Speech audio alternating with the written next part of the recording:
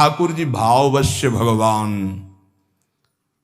ठाकुर जी की तरफ देखा और भाव में भर करके जेवी ऐसे किया तो जैसे छोटा बच्चा दौड़ के आ जाए, ऐसे ठाकुर जी सिंहासन से दौड़ के आए और श्री रविदास जी के गले लग गए। ब्राह्मणों ने फिर कहा ये इन्हीं के ठाकुर हैं, इसलिए कोई तंत्र मंत्र कर दिया, हम अपने ठाकुर विराजमान। बोले विराजमान करो, फिर भी वैसे ही हुआ। तो कह रहे हैं विश्वास का प्रभाव देखो, रविदास जी के लिए स्वयं मूर्ति दौड़कर चल करके आई और गले लग गई। विश्वास करके देखो, उस भोले ब्राह्मण के लिए वृंदावन से गोपाल जी साक्षी देने विवाह की जा रहे हैं। सुना है ना चरित्र? क्योंकि फिर हरिदास जी के चैत्य में बाधा पड़ी। एक ब्राह्मण बूढ़ा था, वो धनी मानी था, 4 लड़के थे, एक लड़की थी। अपने लड़कों से कहा कि हम तीर्थ यात्रा जाते हैं, 3 में 4 में से एक चलो, सहयोग करो। तो उन्होंने कहा तुम्हें तीर्थ जाना, जाओ, हमारे पास समय नहीं। वो विचार कर रहे थे कि बूढ़ा आदमी तीर्थ कैसे जाऊं। तो पड़ोस का एक गरीब ब्राह्मण का जवान बालक था, वो आया, उसने कहा काहे को सोच रहे हो, क्या बात सोच रहे हो? बोले हम तीर्थ यात्रा करना चाहते हैं।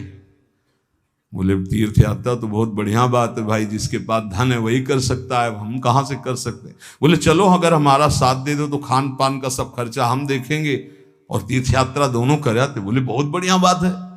वो सोचा कि इनके सारे हमारा भी तीर्थ यात्रा हो जाएगा। वो जवान गरीब ब्राह्मण बोला।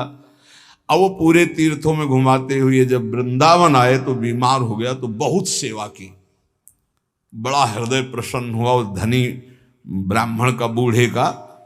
और गोपाल जी के मंदिर में कहा भगवान को साक्षी करके कहते हैं कि एक बेटी है, मैं तुम्हें अपनी बेटी का पाणी ग्रहण संस्कार तुम्हारे साथ करूंगा।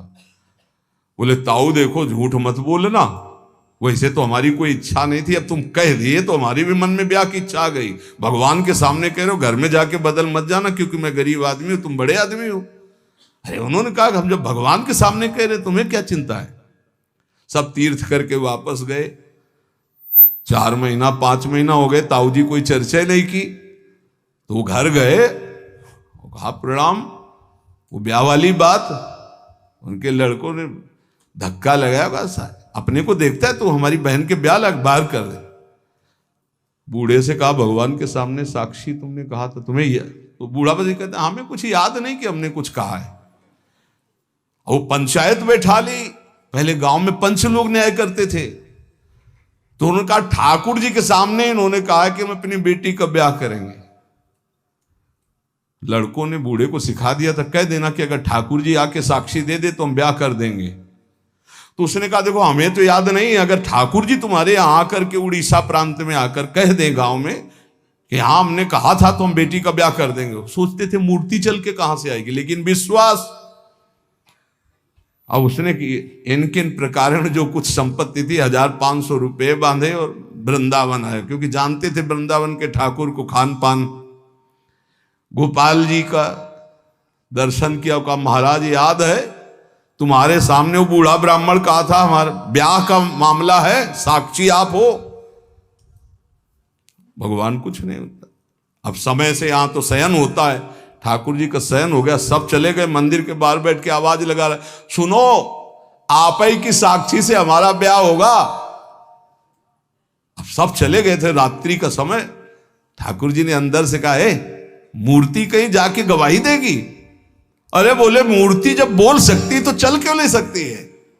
ठाकुर जी उठ के आए और कहा देखो यार चल तो सकते, पर हमें खान पान की भी। बोले हमें पता था, आपका स्वभाव पता था कि माखन मिश्री ये सब आपको पसंद है, हमारे पास कुछ रुपया है, हम सब खरीद लेंगे और लेकर चलेंगे। तो बोले जल्दी व्यवस्था करो, रातों रात यहां से निकल चलते। ठाकुर जी देखो तैयार हो गए। बोले चलोगे तुम? हमारे साथ चलना है आपको, तो आगे आगे चलोगे कि पीछे चलोगे? ठाकुर जी ने कहा आगे तो तुम्हें चलना पड़ेगा, पीछे हम चलेंगे। बोले ना आए तो कैसे पता चलेगा आप आ रहे? बोले हमारे नूपुरों की ध्वनि सुनाई देगी, पर एक बात है अगर पीछे मुड़ के देख लिया जहां से वहां से हम नहीं जाएंगे। बोले जब नूपुरों की ध्वनि पैर की आहट सुनाई देगी तो हम क्यों देखेंगे पीछे? खवाने पियाने के लिए तो पीछे देख सकते हैं रुक के। बोले हाँ ठीक, बात तय हुई। गोपाल जी चले। पुण्य बल से अधिकार भी प्राप्त कर लिया है, लेकिन ब्रह्म ऋषियों की अनुमति नहीं है तो भी नहीं होगा। वशिष्ठ जी ने नकार दिया था त्रिशंकु को, विश्वामित्र जी ने भेजा, वहां से धक्का लगा के वापस किया गया, वो खोपड़ी केवल उल्टे टंग गए। तो उनका रुको मैं नई सृष्टि प्रकट करता हूं। उन्होंने कुछ नई सृष्टि की रचना शुरू की। जिस तप बल का संग्रह कर रहे थे, मेनका ने आके उस सारे तप बल को चौपट कर दिया। उन्हीं से शकुंतला का प्रादुर्भाव हुआ, जिससे दुष्यंत पुत्र महान बलशाली भारत भाग्य विधाता प्रकट हुए हो। भरत जी उनका नाम, जो बाल्यावस्था में अश्व संचालन विद्या, राज्य विद्या सब ऋषियों से सीख चुके थे, संपूर्ण राज्य विद्याएं, और सिंहों के बालकों के साथ बलपूर्वक युद्ध करते थे। मेनका अप्सरा ने कुछ ही मिनट में उनके मन को अधीन करके सारी शक्ति क्षीण कर दी। आज भी त्रिशंकु उल्टा टंगे हुए हैं शास्त्र विधान के अनुसार। कोई किसी के कर्म को मिटा नहीं सकता, केवल भगवान और भगवान का नाम जप भजन ये बैठा लो। चाहे जहां भाग के चले जाओ, माया के नाटक के सिवा सत्य वस्तु केवल श्री भगवान है। वो खुद अपने श्रीमुख से कह रहे, मामेव ये प्रपद्यन्ते माया में ताम तरन्ति। इसमें किसी का कोई तर्क काम नहीं करेगा। ऐसा सामर्थ्यशाली कोई नहीं हुआ जैसे भगवान वशिष्ठ हुए, कोई सामर्थ्यशाली नहीं हुआ। ऐसा सामर्थ्यशाली कोई नहीं हुआ जैसे सदानंद जी हुए, जो विदेहराज जनक जी की गुरु पदवी पे विराजमान थे। लेकिन भगवान ने लीला करके दिखाई। दशरथ जी का मरण, भगवान का वनवास जाना, सिया जी का हरण, क्या इन महापुरुषों की कुंडली विचारने में कोई कमी रह गई थी? क्या ये सामर्थ्य में किसी भी तरह कम है? क्या ये रचना को बदल नहीं सकते हैं? तो हमारी रचना को कौन बदल देगा जो हमारे भाग्य में लिखा हुआ है? इस शरीर के बनते समय जो भाग्य में लिख गया, जिस अवस्था में जो कष्ट भोगना है वो पक्का है। अगर कोई कम कर सकता और मिटा सकता है तो एकमात्र भगवान नाम और भगवान की शरण, ये आप बिल्कुल स्वीकार कर लीजिए। भटकने की कहीं जरूरत नहीं। किसी भी जंत्र मंत्र तंत्र की ऐसी सामर्थ्य नहीं कि भावी को बदल सके, प्रारब्ध को बदल सके। हां,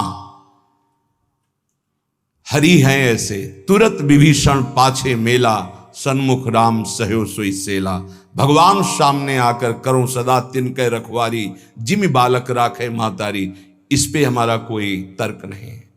वो कर तुम अकर तुम अन्यथा कर तुम है, वो सब कुछ बदल सकते हैं। बस एकमात्र भगवान और उनका भजन। स्वकर्म स्रोतो भी, हरिवंश महाप्रभु कह रहे हैं, हित सजनी स्वरूपा है। यत्र यत्र मम जन्म कर्म भीर, मेरे कर्म के अनुसार जहां जहां मेरा जन्म हो, चाहे वो नरक भेजो चाहे परम पद भेजो, मुझे इसकी प्रार्थना आपसे नहीं है। यत्र यत्र मम जन्म कर्म भी नारके परमे पदे थवा। बस इतनी प्रार्थना है लाडली जू कि जहां जहां मेरा जन्म हो कर्म के अनुसार, या जहां जहां आप मुझे भेजें, तो आप हमारे हृदय में अपनी परिकर सहित रहें। ललिता विशाखादि सहचरियों के साथ प्रिया प्रीतम गलवैया दिए मेरे हृदय रूपी निकुंज में है, जहां चाहो वहां भेज दो। श्रीपाद प्रबोधानंद जी यहां कह रहे, बहुत स्वीकार करने योग्य है, मंगल हो जाएगा। स्वकर्म स्रोतो भी, हम आपसे प्रार्थना नहीं करते कि हमारे कर्मों के परिणाम का नाश कर दो, मत करो। सतत मभिस तश्चालित ममुम, मेरा कर्म मुझे प्रेरित करके जहां रख रहा है, कर्म के अनुसार ही वास मिलता है, कर्म के अनुसार ही आहार विहार, कर्म के अनुसार ही उसको दुख सुख का भोग, बड़ा कर्मों का जाल है। जहां जहां मुझे कर्म के अनुसार जन्म मिले, जहां जहां कर्म के अनुसार रहना पड़े, प्रभु प्रभो जीवम यत्र क्वचिदपि नयात्यंत विवशम, ये जीव कर्म के फंदे में फंसकर विवश हो गया है, उसको भोगना पड़ेगा। अवश्य में भोक्तव्यम कृतम कर्म शुभाशुभम। भाग लो, इस जाल से बच जाओगे। हरि शरणम, भगवान की शरण में हो जाओ तो बचा लेंगे। इस जन्म में जो दुख सुख आवे भोग लो, आगे बिल्कुल निर्विकार परम पदवी के अधिकारी बन जाओगे। ये क्यों में करके वर्तमान के दुख को मिटाने के लिए आप इधर उधर भटकने की कोशिश मत करें। जहां हो वहीं नाम जप करो, फिर आप चमत्कार देखो। भले थोड़ा दुख आवे सह लो, आगे तुम्हारा बड़ा मंगल हो जाएगा। प्रभो जीवम यत्र क्वचिदपि नयात्यंत विवशम, अत्यंत विवश हो गया है जीव। जब चाहता है काम क्रोध लोभ मोह मत, जब जो चाहते हैं उसको ऐसे परास्त कर रहे हैं। नाथ परंत्वेतान वन में भवत भव दुखार्दित हृदो प्याविश्रांतम वृंदावन पद परि वास्तु रसना। क्या मेरी एक प्रार्थना सुनी जाएगी? ध्यान देना, ये बात ध्यान देने की है। जहां मैं रहूं, भारी दुख पड़े, मैं आपसे प्रार्थना नहीं करता कि मिटा देना, कर्म के अनुसार मुझे भोगने दो, पर एक कृपा कर दो। मेरी जिह्वा निरंतर वृंदावन में जिनका यश गूंज रहा है, वो राधा राधा राधा वृंदावन वृंदावन वृंदावन ऐसा पुकारती रहे। ए भाई, बड़ी सार की बात है। इसमें क्या है? राधा राधा राधा आप उच्चारण करोगे, फिर आपको कोई दुख परास्त कर सके असंभव। ध्यान रखना, कोई दुख ना आवे, हम ये बात नहीं कह रहे। बिल्कुल नाटकबाजी की, मन की नाटकबाजी, संसार की नाटकबाजी, इसमें मत फंसिए। पक्का अवश्य में वो भोक्तव्यम कृतम कर्म शुभाशुभम, बड़े बड़े सिद्धों को भोगना पड़ा है। आप तो साधारण कर्म करने वाले, जिन्होंने असाधारण तप किया, असाधारण जो आप सोच नहीं सकते, उनको भी शारीरिक दंड भोगने पड़े, जो इसमें निश्चय कर दिए गए हैं। नाम यदि चल रहा है तो दुख का अनुभव नहीं होगा, ये बात ध्यान रखना। दुख की व्यथा नहीं होगी, असाध्य रोग, भारी कष्ट, भारी विपत्ति, लेकिन आपके आनंद में फर्क नहीं पड़ेगा यदि आपकी जिह्वा में राधा राधा। आगे परिणाम दुख की निशानी नहीं रहेगी, दुख का नाम नहीं रहेगा, ये बात विश्वास कर लीजिए। इसीलिए बहुत सुलझा हुआ ये सिद्धांत श्रीपाद कह रहे, प्रभु स्वकर्म स्रोतो भी सततमभि तश्चालित ममुम, प्रभो जीवम यत्र क्वचिदपि नयात्यंत विवशम परं त्वेतावन में भवतु भव दुखार्दित हृदय। मैं दुखित हृदय से कह रहा हूं, जहां मेरा जन्म होने दो, जो मुझे भोगना है निश्चित भोगने दो। भाई एक कृपा कर दो कि वृंदावन में डाल डाल पात पात में, वायु के प्रवाह में भी, पशु पक्षियों के मुख से भी, जहां राधा राधा राधा गूंज रहा है, ऐसे वृंदावन में थोड़ी प्रीति हो जाए और हमारी रसना रात दिन राधा राधा राधा ऐसा रटे। नाथ इतना तो मुझे दे दो। और इतना मिलने का फल क्या है? बोले कदावा कश्यापि स्फुट नव कदम्बस्य विटपे स्फुरद गोपी भर्तु किमपि कलये स्मरवदनम कदा श्री राधाया कुसुम चय लोलंच ललितम करम वीक्षे वृंदावन भुवि लतौघे क्वचिदपि। जहां भी हो आप वहीं से, आप भजन में नहीं हो तो इसलिए विश्वास नहीं होगा। श्रीपाद करें कहीं भी हो गए, वृंदावन तुम्हारे ऊपर कृपा करेगा। पर यह जरूर है, पहले महापुरुष बाद में प्रिया प्रीतम।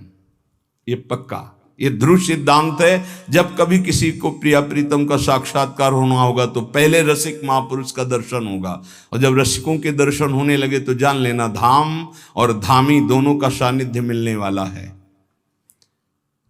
वो उपासक देखता है अचानक एक कदम्ब का वृक्ष है, सुंदर चौकी है, पुष्प बिछे हुए हैं, और लालजू कदम्ब की डाल पकड़े हुए देख रहे हैं किधर?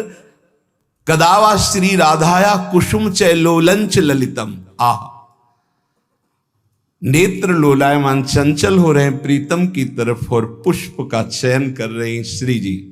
ऐसे दोनों युगल सरकार कदम की वृक्ष पर डाल रखे हुए लाडलीजू की तरफ लालजू देख रहे हैं, और लाडलीजू सुंदर कुसुमों को, पुष्पों को चयन करती हुई बीच बीच में चकोरी की भांति लालजू की तरफ देख रही। क्या मैं ऐसा देख पाऊंगा? श्रीपाद कह रहे हैं ये उस राधा नाम जापक को जहां होगा वहीं उसको दर्शन हो। गीता वाटिका कहां है? गोरखपुर में। वहीं से देख रहे हैं भाई जी महाराज, वहीं से राधा बाबा दिव्य लीला देख रहे हैं। भाई जी के प्रसंग में एक आता है कि एक कल्याण पत्रिका अंग्रेजी से छपती थी, कल्याण अंक जैसे निकलते से, तो वो कोई विदेशी पढ़ता था, उसने भाई जी की बताई हुई पद्धति से नाम जप शुरू किया। उसको एक दिन ऑफिस में श्री कृष्ण से बात हुई, वो भागा भागा वहां से गोरखपुर आया, गीता वाटिका भाई जी से मिला और कहा मुझे श्री कृष्ण मिले हैं। भाई जी की तो सिद्ध दृष्टि देखा, हाँ ये तो भगवत साक्षात्कार किए हुए। तो उनका भाई तुम बिना भक्तों के संग के, बिना धाम के ऐसे कैसे तुम विदेश में भगवान का साक्षात्कार? तो उन्होंने बताया हमने आपकी पत्रिका पढ़ी, उसमें नाम की महिमा, और नाम जब प्रारंभ किया तो नाम में सुख मिलने लगा। आपने जैसे जैसे कहा वैसे मैं कर रहा, मुझे श्री कृष्ण मिल गए। भाई जी ध्यानस्थ बैठे, क्या क्या तुमने देखा? वो बोलते जा रहे, भाई जी सही का निशान लगा, हाँ ठीक, हाँ ठीक। विचार कीजिए, वो दूर देश में बैठे हुए बात संत की मान रहे तो भगवत साक्षात्कार हो रहा है। श्रीपाद कह रहे हैं तुम जहां भी हो, यदि राधा राधा राधा, तो इस कोटि का महाप्रेम में भगवत साक्षात्कार। इदम में किम भावी द्रुत कनक गौरच्छ विहरीन मणिश्यामो धामो द्वयमिहि मिथो शार्पित भुजम निरीक्षे तत्स्मेरम मम बहुविध प्रेम विसृतम सुखम पच्चाच्छाया द्वयमथ पुरो मूर्छित यतिमाम। हाय मेरा सौभाग्य कब ऐसा होगा कि 7 कुंभ तन गोरी श्री प्रियाजू गौर कांति श्रीअंग से प्रकट हो रही, नवीन जलधर इंद्र नीलमणि की सी कांति, मणिश्यामम धाम, और दोनों युगल सरकार परस्पर मिथो शार्पित भुजम, गलवहियां दिए हुए, निरीक्षेत स्मर मम, वो मेरी तरफ देख रहे प्रिया प्रीतम, आह, और मंद मुस्कुरा दिए मेरी तरफ देखकर, तो मैं वहीं गिर करके मूर्छित हो गया। हाय कब पुनः ऐसा मुझे दर्शन प्राप्त होगा? ये नाम जापक को प्राप्त होता है। उपासक एक बात केवल समझ ले, यदि सब साधना हो रही हो, नाम जप निरंतर का अभ्यास नहीं है, तो इतना मलिन स्वभाव कलियुग पैदा कर देता है कि कोई भी साधना हृदय को पूर्ण रूप से सुरक्षित नहीं रख पाती। ये बात आप गांठ बांध लीजिए, ये बड़े अनुभव की बात, बड़े महापुरुषों की मिली हुई बात कह रहे हैं। और यदि नाम चल रहा है तो भारी से भारी प्रलोभन या दुख, दोनों बातें ध्यान कर लीजिए। भारी से भारी प्रलोभन और भारी से भारी दुख तुम्हें विचलित नहीं कर पाएगा। इस संसार में संघर्ष करके जीना है, कायरों की तरह नहीं मरना है। आप बात समझो, दुख से भागना नहीं, कहां भाग के जाओगे? सुख में इतना घमंड नहीं करना है, क्या घमंड करोगे नाशवान पदार्थों का? सुख का चाहे जितना प्रलोभन आ जाए नाम नहीं छोड़ना, और दुख का चाहे जितना भयावह स्वरूप आ जाए नाम नहीं छोड़ना। फिर आप देख लेना, सुख और दुख तुम्हें आकर्षित नहीं कर सकते, वो स्वयं नष्ट हो जाएंगे, तुम परमानंद में निमग्न रहोगे। अहो वत्स्वपचतो गरीयान यज्जिह्वाग्रे वर्तते नाम तुभ्यम ते पुस्तपस्ते जुहुः शश्नुरार्या ब्रह्मानुचूर्णाम गृणन्ति एते यदि वो चांडाल कुल में भी जन्मा हो, राधा राधा कृष्ण कृष्ण कृष्ण, तो कह रहे हैं कि उसने सारी तपस्या कर ली। तेपुस तपस्ते जुहवु सस्नुरार्या, उसने सारी तपस्या कर ली, उसने स्वर सहित वेदों के पाठ का फल प्राप्त कर लिया, उसने समस्त यज्ञ कर लिया, उसने सारे तीर्थ अवगाहन कर लिए, जिसकी जिह्वा पे नाम चल रहा है राधा राधा राधा। अहो वत्स पचतु गरीयान, वो चाहे चांडाल क्यों न हो। भगवान की पूर्ण कृपा का कैसे हम परीक्षण करें कि हमारे ऊपर कृपा है। सेवक जी महाराज कह रहे हैं, हरिवंश कृपा हरिवंश कहें, हरिवंश कहें हरिवंश लाहें, हरिवंश सुलाभो सदा तिनके, सुख संपत्ति दंपति जूजिन के। हरिवंश की कृपा क्या है कि निरंतर नाम चल रहा है। उसका फल क्या है? बोले वो मिलेंगे जिनका नाम तुम जप कर रहे हो, और परम लाभ प्रतिपल होता चला जाएगा। ये कृपा का फल है। हरि की कृपा का कहां उदय हो जाए कुछ नहीं कहा जा सकता, और जहां कृपा उत्पन्न हो जाती वहां सर्वाश्चर्य प्रकट हो जाता है। जिनके भ्रूभंग मात्र से त्रिगुणमयी माया ने अनंत ब्रह्मांडों का सृजन कर दिया, उस अखिल कोटि ब्रह्मांड नायक भगवान को अधीन करने की सामर्थ्य जिसमें है, वो है नाम। नाम ध्यान से सुन लीजिए, बड़ा प्रपंच फैला हुआ है जो नाम को नहीं पकड़ने दे रहा। मेरी बात, मेरी प्रार्थना मान लीजिए, अगर जीवन को इस लोक और परलोक में मंगलमय बनाना है तो नाम पकड़ लीजिए। बड़े बड़े सिद्धों की बात कह रहे हैं। ये बेचारी जबान क्या महिमा वर्णन कर सके नाम की। एक जीव भगवान अनंत शेष जी के 2000 जिह्वा दिव्य हैं, वो भगवान हैं और निरंतर भगवान की महिमा गान करते, पार नहीं पाते। चारों वेद भगवान की महिमा करके नेति नेति कह दिए। उन भगवान की महिमा कोई बेचारी पार्थिव जीव क्या वर्णन करे।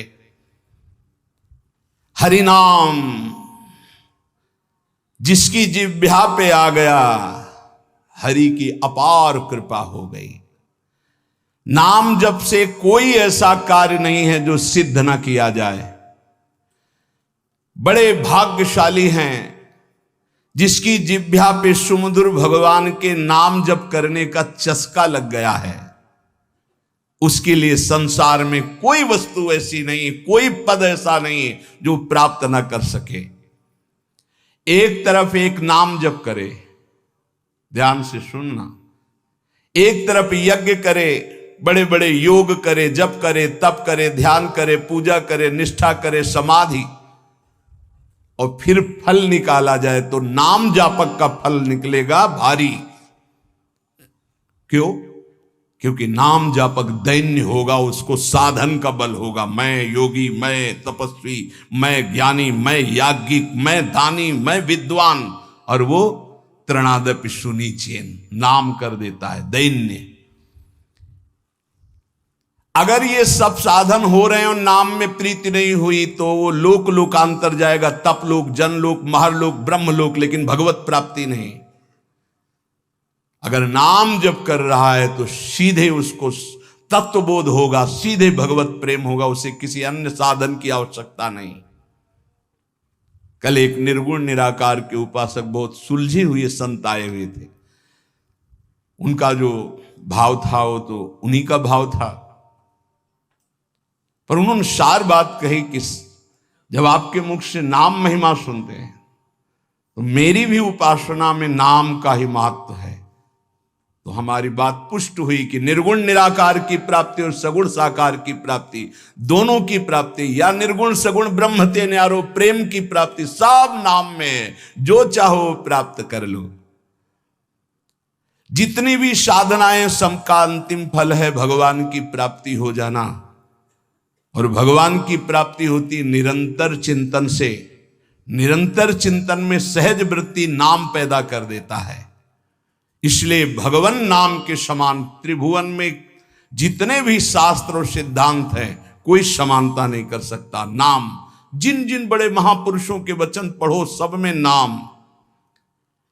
नाम में देश, काल, पात्र, जाति, वर्ण, समय, असमय, पवित्रता, अपवित्रता, इन किसी बातों का कोई नियम नहीं। जो जैसे जहां हो सब बोल सकते हो नाम। जैसी हालत में हो, जहां हो, जैसे हो, जिस वर्ण के हो, जिस स्थिति में हो, हर समय हर काल में भगवान नाम जप कर सकते हो, ऐसा शास्त्र का आदेश है। उसके लिए कोई निषेध नहीं कि यहां नाम जप नहीं कर सकते, तुम शौच अवस्था में नाम जप नहीं कर सकते, तुम ऐसे। नाम जप से बड़े से बड़ा पाप और पापी तत्काल पवित्र हो जाते। बड़ा नाम का महत्व है। अत्यंत नीच से नीच पुरुष यदि नाम जपना शुरू कर दे तो सर्व पूज्य हो जाएगा।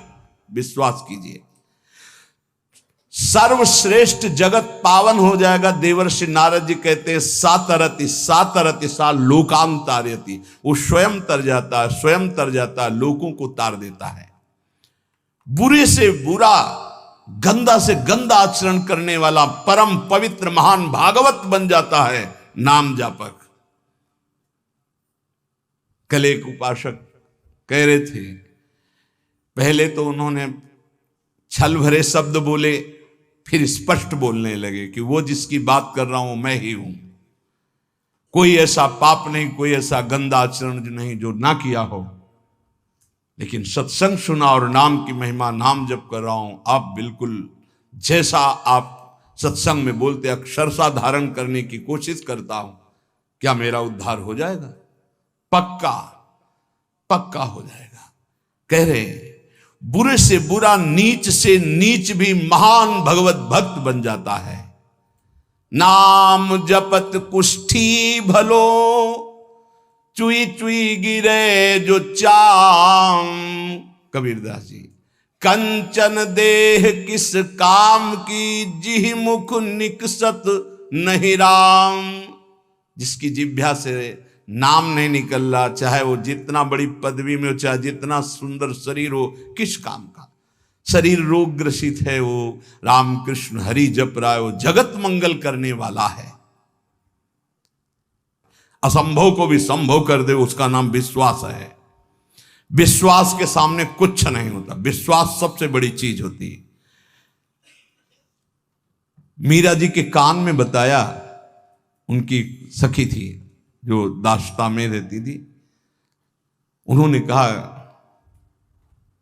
पीना मत, ये गिरधर का चरणामृत कह के आपको दिया गया चरणामृत नहीं है, हलाहल विष है। तो उनका बावरी, कहा है गिरधर का चरणामृत, वचन से कहा है, तो मैं स्वीकार करती हूं मेरे गिरधर का चरणामृत। जय गिरधर गोपाल। पूरा हलाहल विष पी गई, पूरी रात कीर्तन करती रही, कहीं कुछ नहीं, एक बार भी मूर्छा नहीं आई। और जब विक्रम राणा ने सुना कि हलाहल विष पिया, तो पिलाने वाली जो दासियां गई थी, उन्होंने उनका सरकार सामने पिया है। तो उनका इस वैद्य ने गड़बड़ी कर दी, बुलाओ इस वैद्य को जिसने जहर बनाया था। वो तो राज शासन। हाँ हुजूर। बोले लाओ कटोरा, लाओ कटोरा लाए। बोले धो इसको, पिलाओ इसको। बोले सरकार मर जाऊंगा। इतना हलाहल विष है कि 50 लोग कटोरा धो के पिलाने पे मर सकते हैं। तो उनका मीरा नहीं मरी, पूरा जहर पीकर तू कैसे मर जाएगा? तूने जहर बनाया ही नहीं। तो उनका सरकार पिला दोगे तो मर जाएंगे। धो के पिलाया, जब जे ही जबान में पिया, फड़क फड़क करके मर गया। इतना धोने वाले उसमें विष था, तो हलाहल विष, कोई असर मीरा जी के ऊपर नहीं हुआ। क्यों? विश्वास, गिरधर का चरणामृत। विश्वास। तो नामदेव जी ने भगवान का जो अर्चावतार पाषाण का हित था, दूध का कटोरा ऐसे पिलाया, बात करते थे भगवान। विश्वास। धन्ना भगत के खेत में बिना बोए फसल तैयार हो गई। कैसे? कोई कैसे मान सकता है? आप खेत बोया नहीं गया और खेत, बोले क्या गप मार रहे हैं। गेहूं का समय था तो बोने के लिए गए खेत में, तो बाजरा गेहूं ज्वार ये सब बोए जाते। वहां देखा कि संत मंडली जा रहे थे, देखते ही दौड़ के गए, प्रणाम किया, महाराज सब संत, नवीन अवस्था है धन्ना की। हाँ बेटा, अब यहां कुछ होता तो आपको पवा, अगर आप कुछ मिनट बैठो तो मैं बीज बोने के लिए जो अन्न लाया हूं इसको बाजार से बेचकर कुछ मीठा लाता हूं, आप सबको पवाता हूं। तो बोले जय श्री राम जी की इच्छा, सब बैठ गए कीर्तन करने लगे, गए बाजार से बेच करके आए, पवा दिया। अब पवा तो दिया, घर में पूछा जाएगा कि खेती बोया है, तो उन्होंने खेती को ऐसे जोत कर पहटा लगा दिया और घर बोआ है। हाँ बो, एक दाना नहीं बोया, वो बाजार में बेचकर संतों को पवा दिया। विचार किया कि जब ये होगा कि खेत नहीं जगा तो कह देंगे बीज ठीक नहीं था, वो जगह ही नहीं, तो खेत ही में नहीं गए। 10-15 दिन बाद एक आदमी आया बगल वाला और बोला कैसी तुमने उसमें पावर लगाया है, खाद डाली कि एकदम हम लोगों के ऐसे खेत नहीं जगे जैसे तुम्हारा जगह है। बोले मजाक मत करो, बोले पक्का देखो तो जाके, देखा तो उन्होंने कहा हमने तो संतों के उदर में बोया था, खेत में कहां से जग गया। इसके बाद जो फसल पैदा हुई, ये कर तुम अन्यथा कर तुम भगवान की बात। धन्ना भगत के यहां बिना बोए खेत उपजना, और श्री रैदास जी के लिए सिंहासन से उठकर गोदी में आ जाना। काशी के विद्वानों ने, ब्राह्मणों ने निषेध किया कि रैदास जी को ठाकुर जी की सेवा का अधिकार नहीं, रविदास जी को। वो परम पूज्य महाभागवत श्री रविदास जी, बादशाह ने बुलाया, कहा ब्राह्मण लोग कह रहे हैं कि तुम्हें अधिकार नहीं सेवा का, तुम अगर अनाधिकारी सेवा करेगा तो अकाल पड़ जाएगा। तो उनका ऐसा तो नहीं, ठाकुर जी तो सबके हैं, हमारे ठाकुर जी स्वयं प्रसन्न होकर हमसे सेवा लेते हैं। तो उनका तुम्हारी भावना नहीं चलेगी, विद्वान लोग बैठे थे। तो उनका फिर आप ये स्वीकार करें कि ठाकुर जी अगर हमसे सेवा कराना चाहते हैं तो फिर आप क्या कर सकते हैं। बोले ऐसा हो ही नहीं सकता। तो उनका वहां सिंहासन रख दो और आप बुलाओ वैदिक मंत्र से, और हम बुलाएंगे अपने ठाकुर जी को। अगर वो आ जाते हैं गोद में तो मान लें, तुम्हारे पास आ जाते हैं तो आज से सेवा बंद, और हमारे पास आ जाते हैं तो हमारे ठाकुर जी सेवा पक्का। बादशाह ने कहा हाँ ऐसा कैसे हो सकता है, मूर्ति कैसे चल सकती है। तो सभा में बहुत दूर ठाकुर जी विराज, और शुरू किए मंत्र पढ़ना हुआ तो ठाकुर जी